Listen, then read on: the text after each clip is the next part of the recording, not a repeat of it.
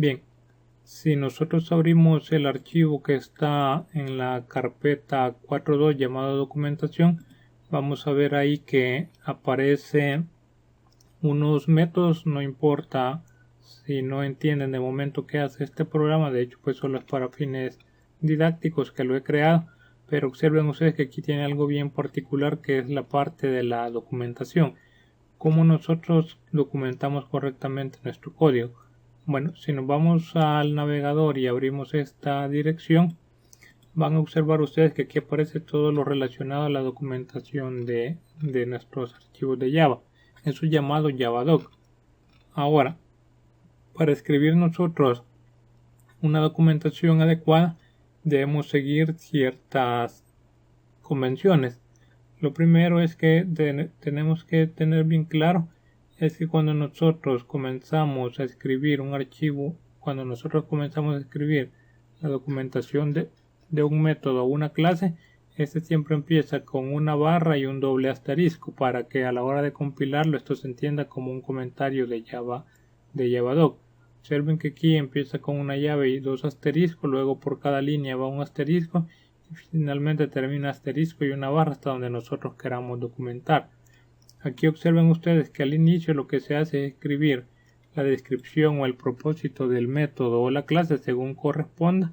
Luego acá vamos a ver algo que es bien fundamental. Observen ustedes que cuando mencionamos esta anotación @param, lo que estamos haciendo aquí es haciendo referencia a los parámetros que recibe un método. En este caso pues recibe una URL, aquí el objeto se llama URL y es tal como aparece declarado aquí. Y aquí aparece luego del espacio una breve descripción que es lo que hace o para qué sirve ese tipo de datos.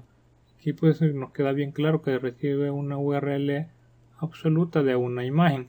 Luego el siguiente parámetro, observen aquí que por cada parámetro se usa la anotación @param y luego aquí tenemos que es una cadena que en este caso se llama nombre y aquí define que sirve para definir la localización de la imagen relativo al argumento de la URL.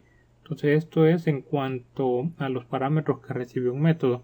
Si nosotros vemos luego la anotación @return, en el caso pues de los métodos que hacen algo distinto de void, eso siempre deben retornar algo. Entonces la anotación para describir qué es lo que va a retornar, o sea, que debemos saber que va a retornar algo, en este caso pues dice que es un objeto del tipo imagen tal como aparece aquí, dado los dos parámetros que recibió.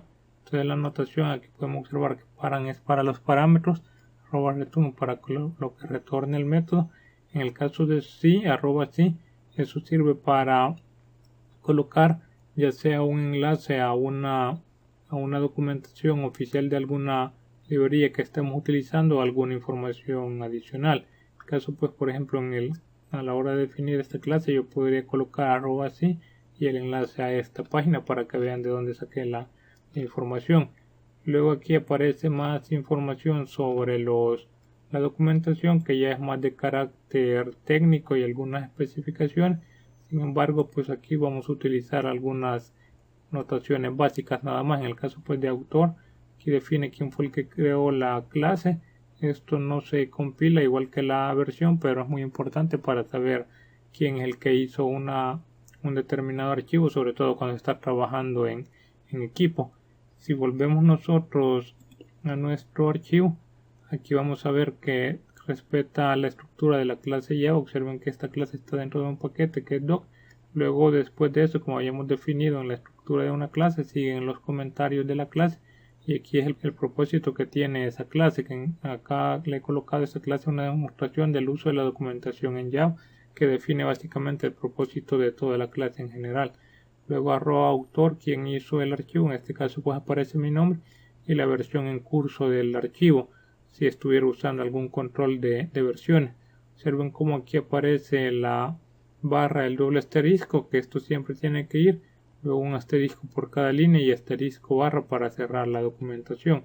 Luego veamos aquí, si vamos bajando, aquí también nosotros podemos hacer uso de la misma documentación para los métodos. En este caso aquí estoy documentando el método principal, aquí defino el propósito del método y Aquí defino el parámetro que recibe, que en este caso es un argumento que representa la cadena de caracteres ingresado desde consola. Ven que aquí va quedando mucho más claro para qué sirve la documentación. Aquí con solo ver la documentación pues ya podemos entender qué es lo que hace el método y qué es lo que recibe y también qué es lo que devuelve.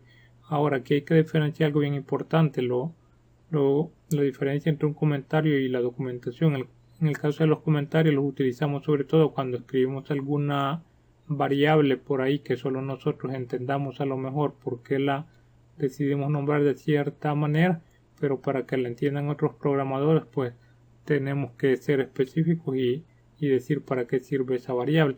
Sin embargo pues ahí no se usa la notación de la barra y el doble asterisco, ya que eso no va a ir ni siquiera en la generación del archivo de documentación, sino que es un simple comentario.